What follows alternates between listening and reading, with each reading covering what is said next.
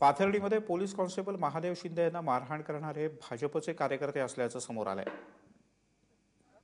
आतापर्यंत या प्रकरणी 10 जणांना अटक करण्यात आली आहे। आज दुपारी बीड जिल्ह्यातून परमेश्वर कर्डिले, सचिन गव्हाणे, बाळू गव्हाणे, पप्पू गव्हाणे, बाबू कर्डिले, सचिन गव्हाणे या सगळ्यांना अटक करण्यात आली।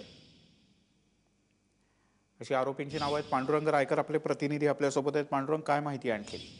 मिलिंद, पाथर्डीमध्ये पोलिसाला जी मारहाण झाली होती, या मारहाण प्रकरणी आतापर्यंत 10 आरोपींना अटक करण्यात आलेले आहे आणि हे पोलिसांचं मोठं यश म्हणावं लागेल। कारण रविवारी ज्या वेळी या पोलीस कर्मचाऱ्याला मारहाण करण्यात आली त्यानंतर तब्बल 2 दिवसांमध्ये एकाही आरोपीला अटक करण्यात पोलिसांना यश आलं नव्हतं आणि ज्यावेळी हा संपूर्ण मारहाणीचा जो काही विषय तो मीडियाने माध्यमांनी उचलला त्यानंतर पोलीस प्रशासन सजग झालं आणि त्यानंतर स्थानिक गुन्हा अन्वेषण आणि 2 पथक तैनात करून पूर्ण ही टीम रात्रभर ह्या आरोपींच्या शोधात होती। त्यानंतर बीड असेल, अहमदनगर असेल आणि पुणे जिल्हा या सर्व ठिकाणी छापे मारले, त्यांचं ट्रेसिंग केलं आणि त्यानंतर यांना मोठ्या शिताफीनं आज या आरोपींना पकडण्यात यश आलेलं आहे। आतापर्यंत तब्बल 10 जणांना पकडण्यात पोलिसांना यश आलेलं आहे आणि यानंतर उर्वरित जे काही आरोपी त्यांचंही अटक करण्याचं काम प्रगतीपथावर असल्याचं समजतंय। मिलिंद, पांडुरंग, तुर्तास धन्यवाद या माहितीबद्दल।